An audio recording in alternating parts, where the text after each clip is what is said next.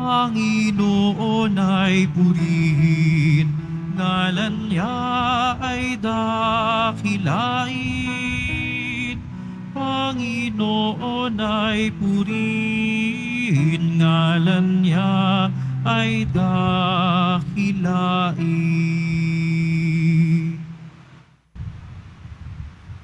Sa ngalan ng Ama, ng Anak, ng Espiritu Santo, Amen. ang pagpapala ng ating Panginoong Jesucristo, ang pag-ibig ng Diyos Ama, at ang pagkakaisa ng Espiritu Santo naway sumainyong lahat. At sumaiyo rin. Mga kapatid, nasa Lunes tayo ng ika-4 na linggo ng karaniwang panahon ng pangalawang taon ng ating pagdiriwang. Sama po natin sa misa natin ngayon ang mga intensyon para sa araw ngayon. Ang inyong mga intensyon kayong narito sa loob at sa labas ng Basilica Minor at Pambansang Dambana ni Jesus Nazareno. Ang mga intensyon ng mga nakiisa sa atin, sumita ng live streaming through Facebook Live, YouTube, X at iba pang social media dito sa ating bansa at iba't ibang dako ng mundo. Ang mga intensyon ng mga na-cross-posting ng mga chapels, groups at communities. Idagdag rin natin ang ating intensyon para sa kapayapaan sa buong mundo, lalo tigit na sa Israel at sa Ukraine. Mga kapatid, sa pang-aklat ni Samuel, si Haring David ay nakaharap ng malaking pagsubok dahil binabantaan ang kanyang buhay ng kanyang anak na si Absalom at siya ay kinamhian pa ng lahi ni Haring Saul. Sa ating Ebanghelyo ngayon ni San Marcos, ang ating Panginoon ay pinagaling niya ang inalihan ng demonyo at pinapunta sa mga baboy na siyang simbolo ng paglaya ng taong sinaniban at dahil napalaya na, ipahayag ang kabutihang loob ng Diyos. Sa buhay natin, ang Diyos ay kumikilos, ang Diyos ay nagbigay ng mga kaloob. Kinakailangan din na ipahayag natin ang kabutihang loob ng Diyos sa pamamagitan ng ating buhay at mga gawain para sa pagpapahayag ng ating pagpupugay sa Diyos.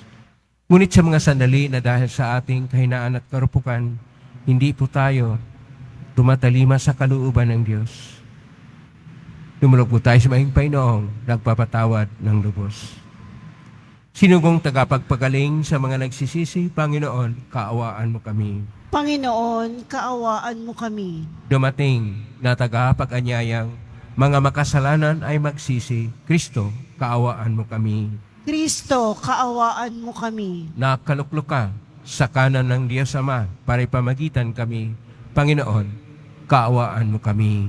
Panginoon, kaawaan mo kami. Kaawaan tayo na makapangyarihang Diyos. Patawarin tayo sa ating mga kasalanan at patnubayan tayo sa buhay na walang hanggan. Amen. Manalangin tayo. Ama naming makapangyarihan, ipagkaloob mong kami makasamba sa iyo nang may loobing taimtim na totoo at kami rin naway magmahal sa aming kapwa-tao nang may damdaming ibinubunsod ng iyong Espiritu. Sa pangitan ni Jesucristo kasama ng Espiritu Santo, magpa sa walang hanggan. Amen. Magsiupo muna ang lahat.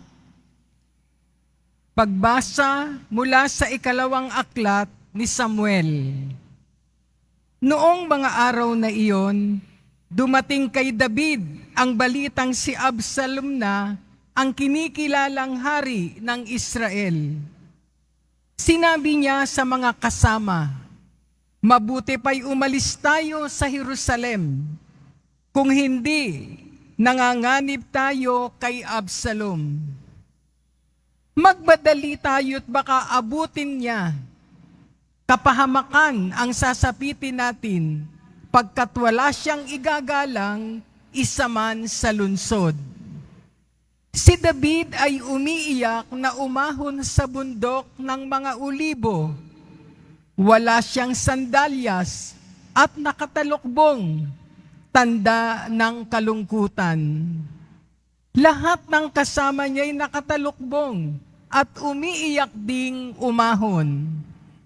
Nang papalapit na sa bahurin si Haring David, isang kamag-anak ni Saul ang lumabas sa lansangan na nagtutungayaw. Ito'y si Simei na anak ni Gera. Binabato niya si David at ang mga kasama nito maging alipin o kawal. Ganito ang kanyang isinisigaw, lumayas ka, ikaw na tampalas at uhaw na dugo. Naghiganti na sa iyo ang Panginoon dahil sa pagpatay sa sambahayan ni Saul at pag-agaw sa kaniyang trono. Ibinigay na kay Absalom ang kanyang kaharian.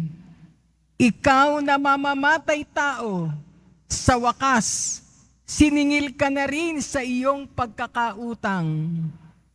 Sinabi ni Abisai, mahal na hari, di yata't pinahihintulutan ninyong lapastanganin ng hampas lupang ito ang inyong kamahalan? Ipahintulot po ninyong tagpasin ko ang kaniyang ulo. Ngunit sinabi ng hari, huwag kang makialam sa bagay na ito, Abisai. Ako ang magpapasya nito. Kung iniutos ng Panginoon na sumpain si David, anong karapatan nating sumaway?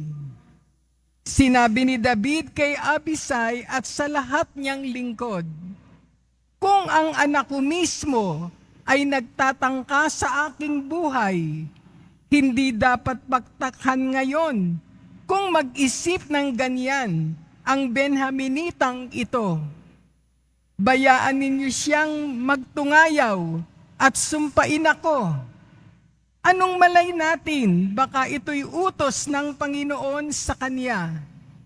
Baka naman kahabagan ako ng Panginoon sa kalagayang ito at pagpalain ako sa halip na sumpain. Patuloy sa paglakad sina David at ang kanyang mga tauhan.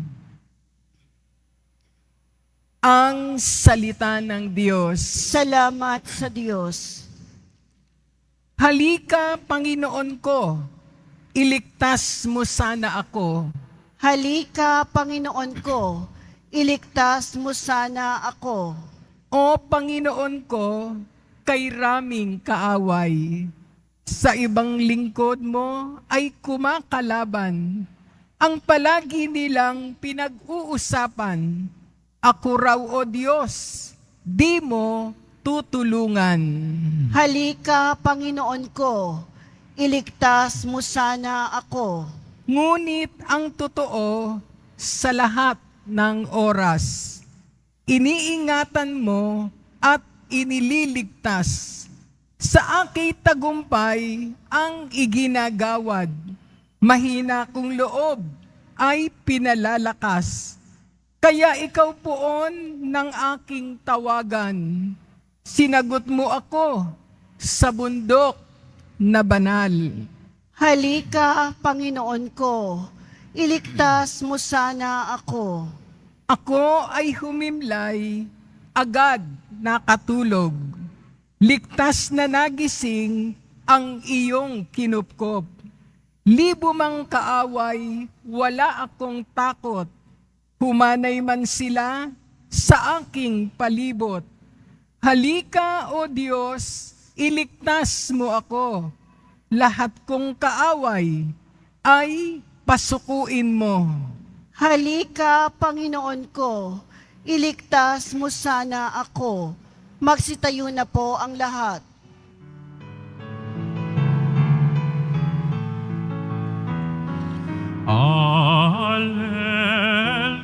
Alleluia, alleluia, alleluia, alleluia.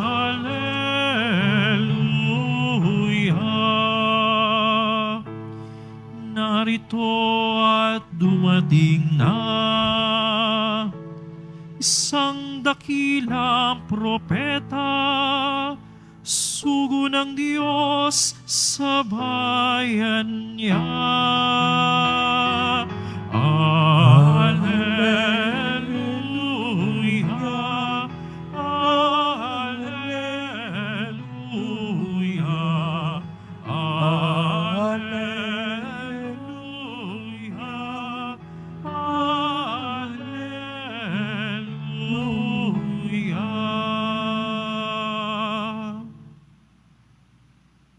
Sumainyo ang Panginoon. At sumaiyo rin. Ang mabuting balita ng Panginoon ayon kay San Marcos. Papuri sa iyo, Panginoon. Noong panahong iyon, dumating sina Jesus at ang mga alagad sa ibayo ng lawa sa lupain ng mga Hirasino. Pagkababa ni Jesus sa bangka, siya ay sinalubong ng isang lalaking galing sa libingan. Ang lalaking ito ay inaalihan ng masamang espiritu at sa libingan naninirahan. Hindi siya maigapos ng matagal kahit tanikala ang gamitin. Malimit siyang ipangaw at kapusin ng tanikala. Ngunit pinaglalagot-lagot niya ito at pinagbali-bali ang pangaw. Talagang walang makasupil sa kanya. Araw-gabi, nagsisigaw siya sa libingan at sa kaburulan. At sinusugatan ng bato ang kanyang sarili. Malayo pa'y natanawanan niya si Jesus. Siya'y patakbong lumapit at nagpatira pa sa harapan niya at sumigaw ng malakas.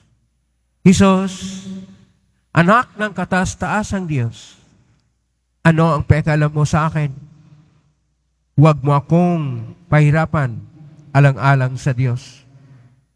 Sinabi niya ito sapagkat iniutos sa kanya ni Jesus, masamang espiritu, lumabas ka sa taong ito. Tinanong siya ni Jesus, ano ang pangalan mo? Pulutong, sapagkat marami kami. Tugon niya. At mahigpit nilang pinakausap kay Jesus na huwag silang palayain sa lupaing iyon. Doon naman sa libis ng bundok ay may malaking kawan ng mga baboy na nangingingain. Nagmakaawa kay Jesus ang masasamang espiritu na ang wika, papasukin mo na lang kami sa mga baboy. At sila'y pinahintulutan niya. Lumabas sa tao ang masamang espiritu at pumasok sa mga baboy. Ang kawan na may 2,000 ay sumibad ng takbo tungo sa pampang ng lawa, nahulog sa tubig at nalunod. Nagtatakbo ang mga tagapag-alaga ng kawan at ipinamalita ito sa bayan at sa mga nayon. Kahit pumaroon ang mga tao upang tingnan kung ano nga ang nangyari. Paglapit nila kay Jesus ay nakita nila ang lalaking inalihan ng mga demonyo. Nakaupo ito, may damit at matino na ang isip. At sila'y natakot. Isalaysay sa kanila ng mga nakakita ang nangyari sa inalihan ng mga demonyo at ang sinapit ng mga baboy. Kaya't ipinamanhik nila kay Jesus na umalis sa kanilang lupain. Nang sumasakay na si Jesus sa bangka, nakiusap ang inalihan ng mga demonyo na isama siya, ngunit hindi pumayag si Jesus. Sa halip ay sinabi niya, umuwi ka at sabihin mo sa iyong mga kasambahay ang lahat ng ginawa sa iyo ng Panginoon at kung paano nahabag siya sa iyo. Umalis ang taong iyon at ipinamalita sa Decapolis ang ginawa sa kanya ni Jesus at nanggilalas ang lahat nang nakarinig yun. Ang mabuting balita ng Panginoon. Pinupuri ka namin, Panginoong Heso Kristo. Magsiupo muna po tayo. Isang mapagpalang araw po sa inyong lahat. Purihin po natin ang ating pong Isus Nazareno. Ang atin pong mga pagbasa ngayon ay punong-puno ng drama.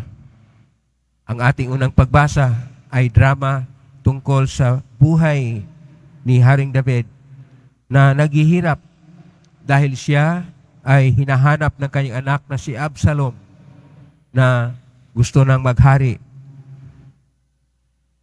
At ang ating ebanghelyo ni San Marcos ay isa pang drama tungkol sa isang tao na inalihan ng mga demonyo at kung paano ito pumasok ang mga demonyo sa baboy at anong reaksyon ng mga tao. Sa buhay natin, punong-puno rin tayo ng drama. Mamaya, may drama dito sa Quiapo Church. Iyon ang pagtaas ng Quiapo Church bilang formal na maging pambansang shrine ng Pong Isus Nazareno. Hindi lang Basilica Minor. Bawat buhay, bawat yugto ng buhay natin, may mga kanya-kanyang drama. Paano ba natin tinitingnan ang drama ng buhay?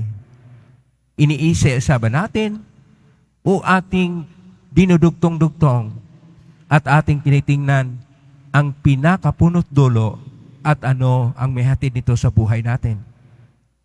Sa bawat pagharap sa ating buhay, tinatawag nating may pagsubok man o may tagumpay man, ay mga drama pa rin na dapat nating tingnan na iyon paano tayo humaharap, paano tayo tumatanggap ng mga pagsubok, paano tayo umuusad sa lahat ng pagkakataon na tayo nahihirapan na o mayroon nang pinagdaanan sa buhay.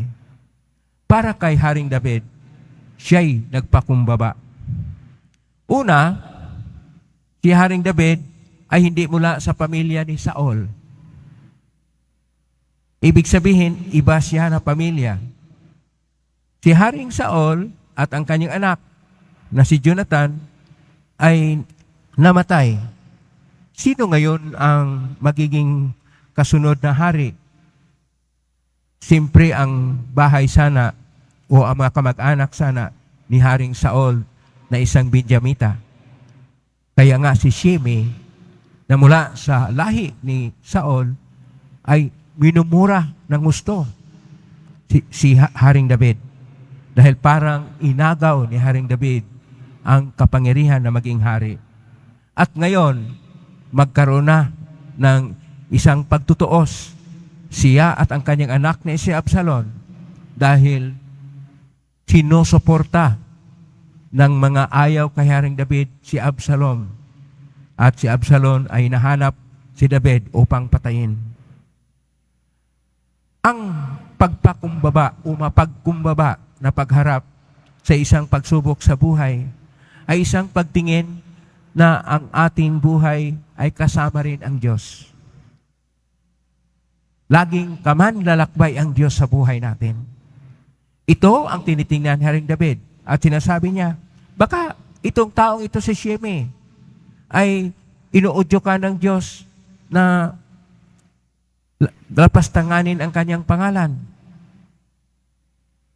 Kaysa patayin sana siya ni Abisai dahil nainis na ito dahil kung ano-anong mga sinasabi at binabato pa sila. Kaya ang ginagawa ni Haring David ay isang tunay na pagtanggap. Kung minsan kinakailangan harapin natin ng mga pagsubok sa buhay ng may pagtanggap, pero tingnan natin na kamanlalakbay natin ang Diyos. Sinusubok tayo ng Diyos sapagkat tinuturuan tayo kung paano paharapin ang buhay. Total, ayon pa sa ating salmo ngayon, halika, Panginoon ko, iligtas mo sana ako. Yun ang dapat nating ilagay sa ating isipan na may papel lagi ang Diyos sa buhay natin. At bawat sandali, bawat mga pangyayari sa buhay ay mayroong Diyos na ating tinatawag. Hindi lang tinatawag na upang tulungan tayo. Diyos nang siyang magbigay gabay. Diyos nang siyang magbigay ng tunay na kabuluhan sa bawat kilos, sa bawat pagharap natin sa mga pagsubok sa buhay. Kaya kapag katingnan po natin ang ating Ebanghelyo ngayon ni San Marcos, Kapitulo 5, verso 1 hanggang 20, ito ay ang pagpunta ng ating Panginoon sa puok ng mga Hirasino. Itong puok ng mga Hirasino ay sa lugar na kung saan ang lahat ng mga tao doon ay iba ang kanilang negosyo. Ang negosyo nila ay para sa Roman Empire. Para sa pagsuporta sa Roman Empire, may mga tao na nag-alaga ng mga baboy dahil yon ang gusto ng mga hukbong sa Roman Empire. Pero, para sa mga Hudyo, ang pag-alaga ng mga baboy ay isang insulto. Bawal sa kanila ang kumakain ng baboy. Bawal ang lalapit sa baboy. Ang baboy ay tinuturing na masama at tinuturing na marumi. Bakit alagaan nila doon? Kaya nung pagbaba ng ating Panginoong Hesus, naroon din ang isa pang pangyayari, madrama, na ang isang tao na inalihan ng masamang espiritu na gumugulo sa bayan ng Hirasino, nandoon lang siya sa libingan. At araw-gabi, nag-iingay at pinupukpok ang kanyang katawan na sugatan ng kanyang sarili, na ibig sabihin para bang wala siyang maayos na pag-iisip dahil sa mga demonyo na napulutong na nagkontrol sa kanyang buhay. At dahil doon kinatakutan siya ng mga tao, hindi siya makontrol dahil kung siya'y itali, hindi kayang talian dahil napakalakas. Pero dumating ang Panginoon. Bigla na lang itong sumalubong para sa mga tao na nakakita, baka sugurin nila ang Panginoong Hesus. Maski ang mga disipulo, ang mga apostol na kasama ng Panginoon, ano kayang mangyari sa buhay nila?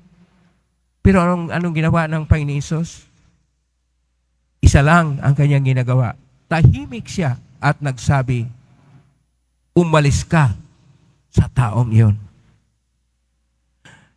Pinaalis niya ang demonyo, pinaalis niya ang masamang espiritu, sapagkat ang mga naudyukan ng masamang espiritu, ng masamang, masabi nating kapangyarihan o kapangyarihan ng itim, ay laging gumagawa ng masama at laging nag-iisip ng kasamaan. Panahon na ipakita niya sa mga tao na kailangang harapin natin hindi lang ang pagsubok sa buhay. Harapin natin ang mga taong inalihan ng masamang espiritu, na laging nag-isip ng masama, na laging may bisyo, na laging ibang tunguhin ay pahirapan ang kapwa-tao, guluhin ang bayan at iba pa. Pinapakita niya na dapat itong alisin, tanggalin, upang mabuklod at mabuo ang paghahari ng Diyos sa isang sambayanan na mapayapa na, sapagkat nagkakaisa sa pangalan ng Diyos, sapagkat sila ay kasama nila si Kristo, na siyang lakas, na siyang nagbigay ng kapangyarihan, na siyang kanilang liwanag sa panahon ng karimlan, na siyang tunay na kapangyarihang lalaban sa kapangyarihang masama, upang maitayo din ang sambayanan na pinagharian ng Diyos. Sa buhay natin, ganon ang nangyari sa buhay natin na hindi natin alam. Ang mga demonyo na pala ang siyang nagkontrol sa mga tao, sapagkat nalulong na tayo sa mga gimmicks ng bagong panahon, sa mga bagong gadgets ng ating modernong panahon, sa mga apps ng ating cellphone at mga internet, na mga laruan na computer games na kung saan napalayo na tayo sa Diyos. Dinidemonyo na tayo, pero hinayaan natin at tuwang-tuwa pa tayo dahil tayo nalilibang sa mga ito. Nakalimutan natin na tayo'y unti-unting inilayo sa Diyos at hinahadlangan upang tayo maging tunay na tao na kanyang kawangis at larawan. Kaya itong mga pagbasa natin ay nagtuturo, Paano ba natin harapin ang mga pagsubok sa buhay sa modernong panahon? Paano ba natin gamitin ang mga moderno na mga inbensyon at mga gadgets upang hindi para sa kapangyarihan ng itim, hindi sa kapangyarihan ng kalaban ng Diyos, hindi para sa mga demonyo, bagkus gamitin natin ang lahat ng nasa ating modernong panahon para sa Diyos, sa pagpupugay sa Diyos, para ang Diyos ang siya maghahari at hindi ang kayamanan, hindi ang kapangyarihang material, hindi ang mga bagay-bagay, hindi ang katanyagan, hindi ang mga makabundong mga ninanais at kinamalingan ng tao. Ang kailangan natin ay isang mapagpasya na pagpili para sa Diyos. Pakisabi sa katabi mo, piliin mo ang Diyos. Piliin natin ang Diyos. Pipili tayo sa Kanya. Isabuhay natin anuman ang pagtuturo ng Diyos. At gaya ni Haring David, gaya ng ating Panginoon at mga apostol, kaya natin anuman ang mga pagsubok sa buhay. Ang mga tao sa Hirasino, pinaalis nila ang Panginoon. Mas gusto nila ang negosyo. Malaking pera para sa mga baboy. Pero tayo hindi dapat ganyan. Unahin natin ang Diyos. Siya lang at siya lang ang makapagbigay sa atin ng tunay na buhay na ganap at ikasya. Hindi ang mga negosyo, hindi ang mga politiko, hindi ang paging matanyag, bagkus ang para sa Diyos na siyang tunay na maghahari at mga Panginoon sa buhay. Amen? Purihin natin ang Diyos. Magsitayo na po ang lahat.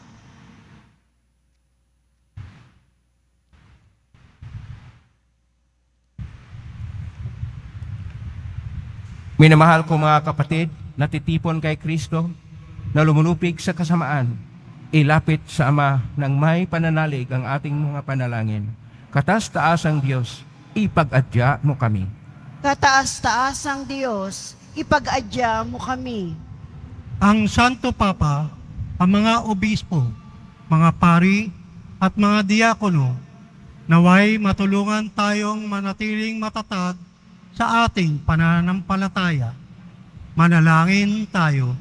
Kataas-taas ang Diyos, ipag-adya mo kami. Ang mga Kristiyanong mananampalataya, naway magkaroon ng tapang na mapagsalita ng may katatagan sa ngalan ni Jesucristo. Manalangin tayo. Kataas-taas ang Diyos, ipag-adya mo kami. Ang mga naging manhid na sa pagkakasala, naway hipuin ng Espiritu ng Diyos upang magsisi at magbago sila ng pamumuhay. Manalangin tayo. Kataas-taas ang Diyos, ipag-adya mo kami. Ang mga naghihinanakit dahil sa hirap at pagdurusa, naway maalalayan natin ng walang pag-aalinlangan. Manalangin tayo. Kataas-taas ang Diyos, ipag-adya mo kami. Sa tahimik, idulog natin sa Panginoon ang ating mga sariling kahilingan. Makalangit na Ama, nagbubunyi kami sa iyong nag-uumapaw na pag-ibig para sa amin. Paghariin mo ang iyong kapangyarihan sa amin. Nang namin ito, sa pangitan ni Kristong aming Panginoon. Amen. Magsiupo muna po ang lahat.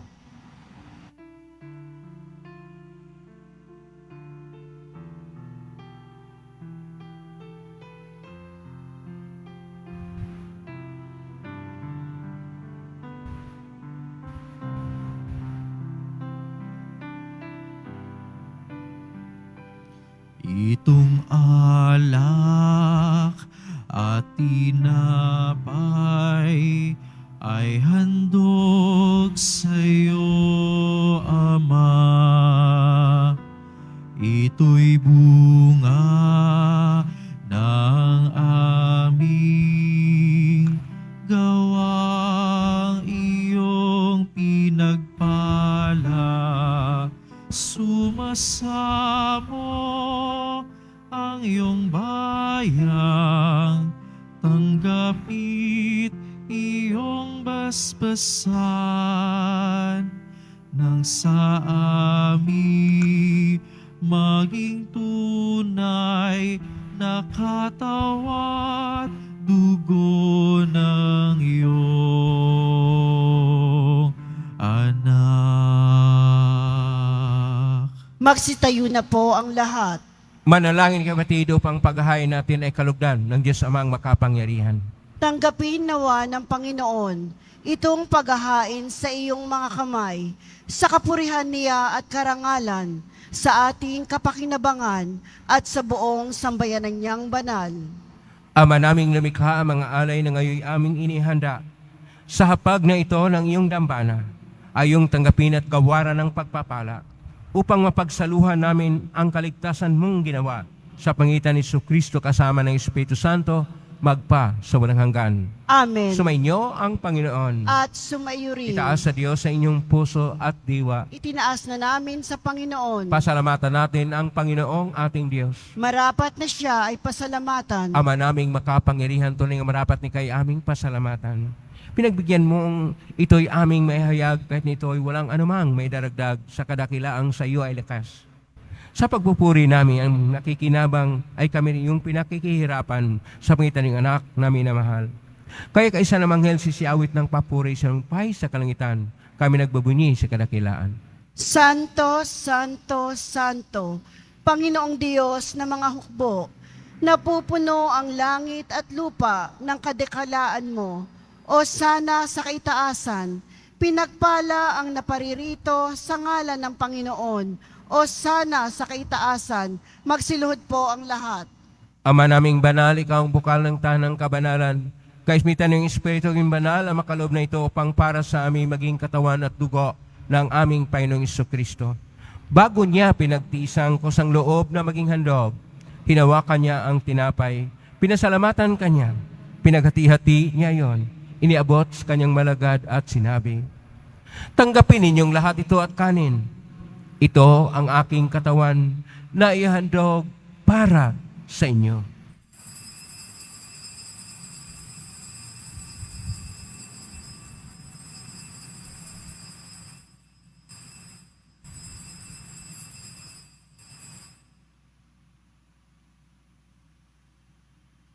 Gayon din naman nung matapos ang hapunan, hinawakan niya ang kalis, muli kanyang pinasalamatan. Inabot niya ang kalis sa kanyang malagad at sinabi, "Tanggapin ninyong lahat ito at inumin. Ito ang kalis ng aking dugo ng bago at walang hanggang tipan. Ang aking dugo ay ibubuhos para sa inyo at para sa lahat sa ikapagpapatawad ng mga kasalanan. Gawin niyo ito sa pag-alala sa akin."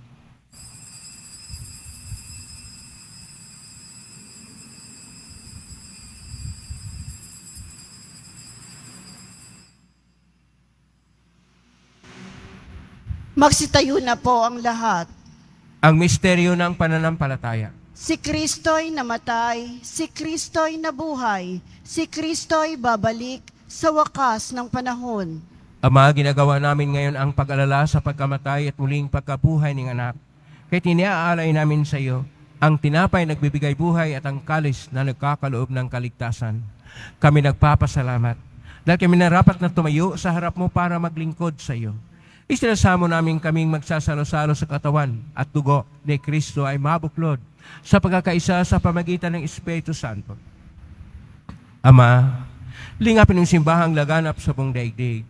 Pususin mo kami sa pag-ibig kaisa ni Francisco na aming Papa at ni Jose na aming Obispo at ng Tanang Kaparian. Alalahanin mo rin mga kapatid namin na himlay may pag-asang sila muling mabuhay, ganin ang lahat ng mga pumanaw. Kaawaan mo sila at patuloyin sa iyong kaliwanagan. Kawan nidapatin kaming lahat na makasalo siyang buhay na walang wakas. Kaisa ng mahal na Birhen Maria na ina ng Diyos, ng kabiyak ng puso niyang San Jose. Kaisa ng mga apostol ni San Juan Bautista, ni San Roque, ni San Lorenzo Ruiz de Manila, ni San Pedro Calungsod at ang lahat ng mga banal na namuhay Diyos daigdig ng kalugod-lugod sa iyo, maipagdiwang nawa namin ang pagpupuri si karangal mo sa pangitan ng anak na aming Panginoong Jesucristo.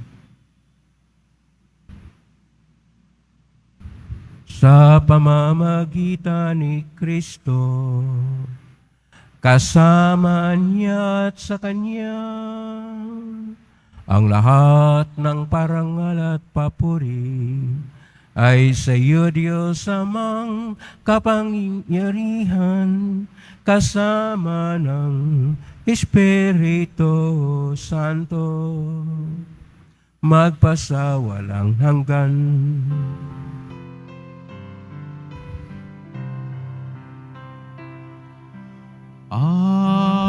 Amen. Amen.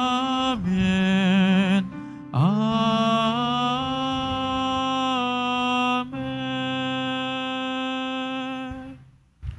Sa tagubilin na magaling na utos, sa turo ni Jesus na Panginoon natin at Diyos, ipahayag natin ang lakas loob. Ama namin, sumasalangit ka, sambahin ang ngalan mo. Mapasa amin ang kaharian mo, sundin ang loob mo dito sa lupa para nang sa langit. Bigyan mo kami ngayon ng aming kakanin sa araw-araw at patawarin mo kami sa aming mga sala para nang pagpapatawad namin sa nagkakasala sa amin at huwag mo kaming ipahintol sa tukso at iadya mo kami sa lahat ng masama. Hinihiling namin kami iadya sa lahat ng masama. Pagkalooban ng kapayapaan araw-araw, iligtas sa kasalanan, tilis lahat ng kapahamakan, samantalang aming pinanabikan ang dakilang araw ng pagpapahayag ng tagapagligtas naming si Jesucristo. Sapagkat iyo ang kaharian at ang kapangyarihan at ang kapurihan magpakailanman. Amen. Panginoong Jesucristo, sinabi mo si mga apostol, kapayapaan ang iniiwan ko sa inyo, ang aking kapayapaan ay binibigay ko sa inyo. Tunghayin mo ang aming panampalataya at huwag ang aming pagkakasala. Pagkalooban mo kami ng kapayapaan at pagkakaisa ayon sa iyong kalooban, kasama ng Espiritu Santo, magpa sa walang hanggan. Amen. Ang kapayapaan ng Panginoon ay laging sumainyo. At sumaiyo rin. Magbigayin kayo ng kapayapaan sa isa't isa. Kapayapaan siya. Kordero ng Diyos na nag-aalis ng mga kasalanan ng sanlibutan, maawa ka sa amin. Kordero ng Diyos na nag-aalis ng mga kasalanan ng sanlibutan, maawa ka sa amin. Kordero ng Diyos na nag-aalis ng mga kasalanan ng sanlibutan, ipagkaloob mo sa amin ang kapayapaan. Magsiluhod po ang lahat. Ito ang kordero ng Diyos. Ito ang nag-aalis ng mga kasalanan ng sanlibutan. Mapalad ang mga inaanyayahan sa piging ng kordero. Panginoon, hindi ako karapat-dapat na magpatuloy sa iyo, ngunit sa isang salita mo lamang ay gagaling na ako. Katawan ni Kristo. Amen.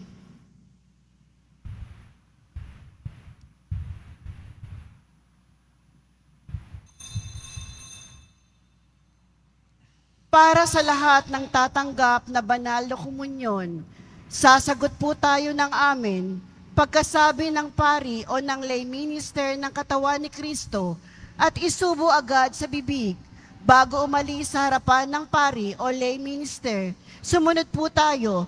Maraming salamat po.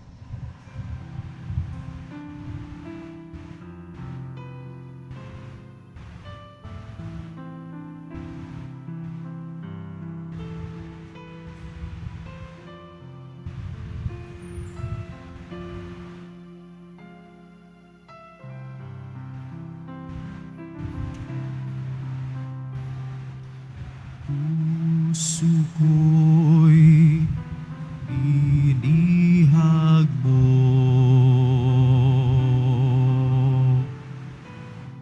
sa tamis ng pagsuyo.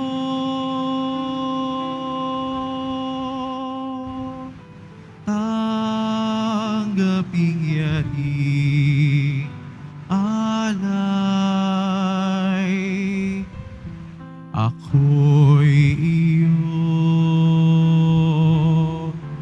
habang buhay.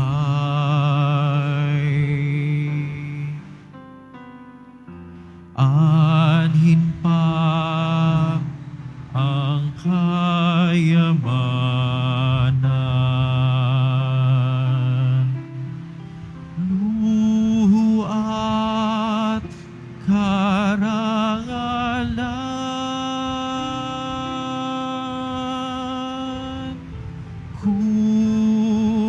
kay mapasakit.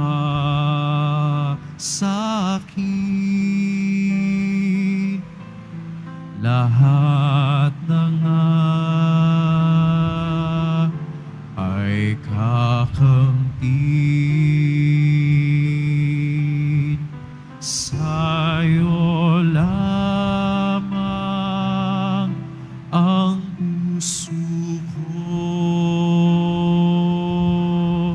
Sa'yo lamang ang buhay ko. Kalinisan,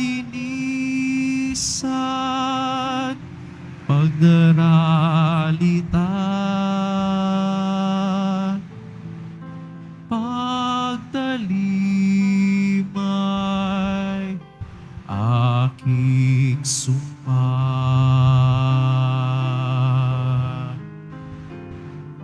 Tangan kong kalooban,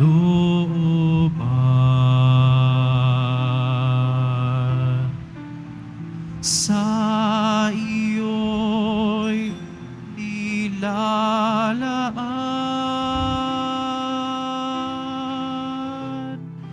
Dahil atas ng pagsuyo, tumalima lamang sa'yo. Sa'yo lamang ang puso ko. Sa'yo lamang ang buhay ko. Kalinisan, pagdaralitan, pagtalimay, aking sumpa. Announcement. Sa lahat po ng may mga lumang palaspas na ginamit noong linggo ng palaspas, maaari nyo na pong dalhin sa simbahan ang mga ito.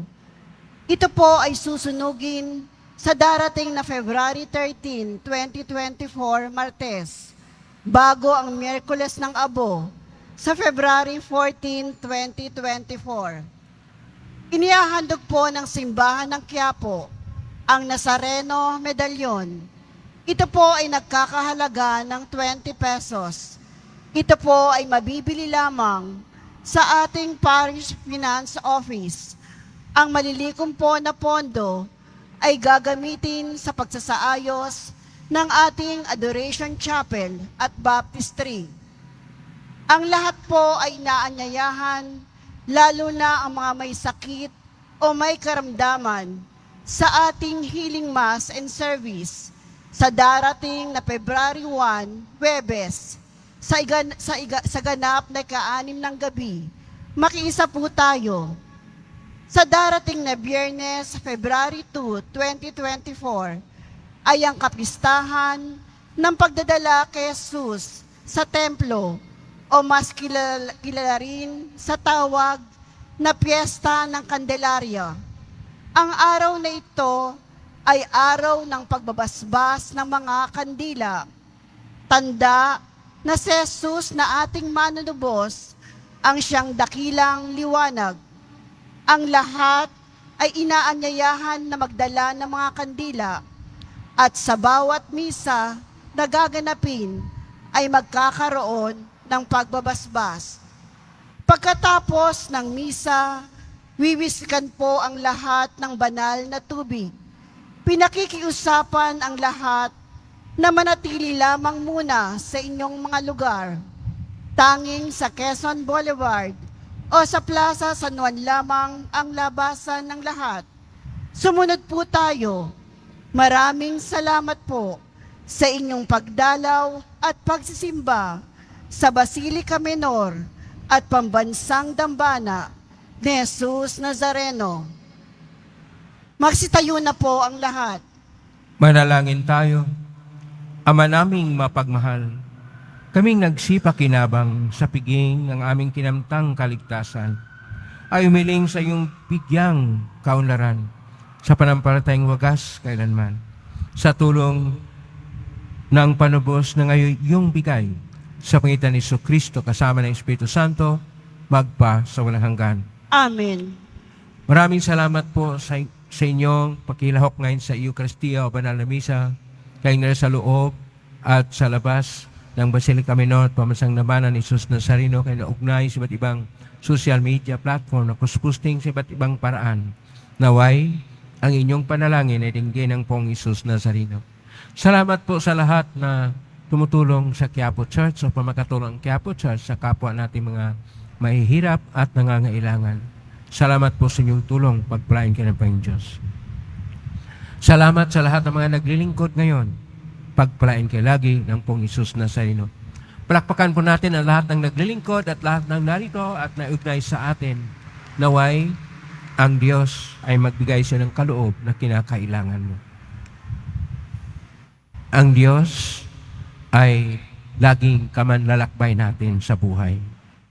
Anuman ang drama, mga hamon at mga pagsubok sa buhay, huwag nating kaligtaan na riyan ang Diyos.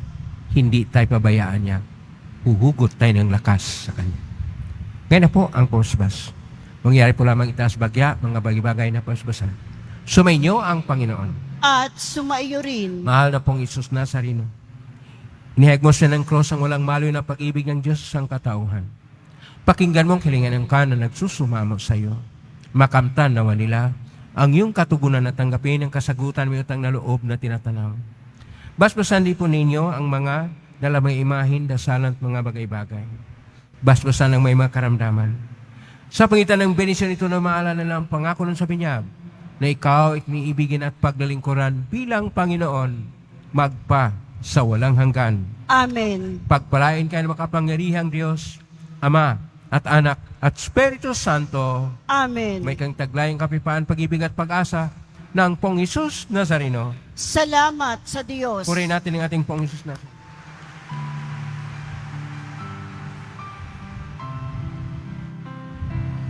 Nuestro Padre Jesus Nazareno, sinasamba ka namin,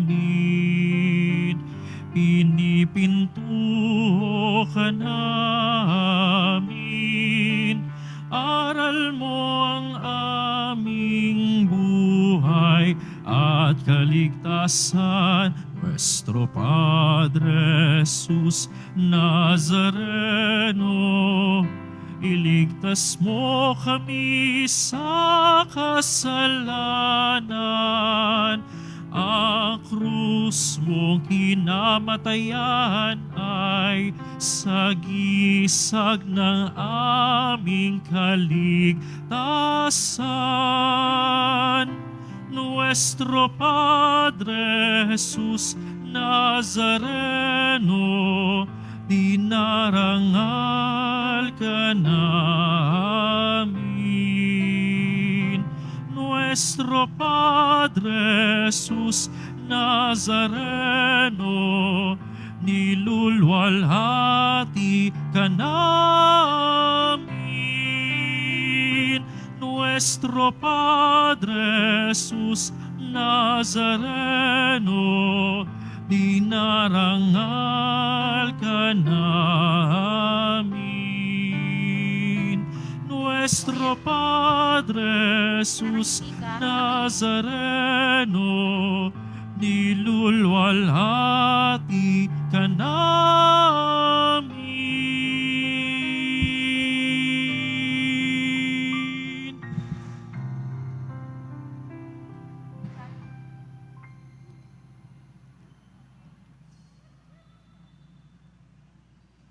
Opo.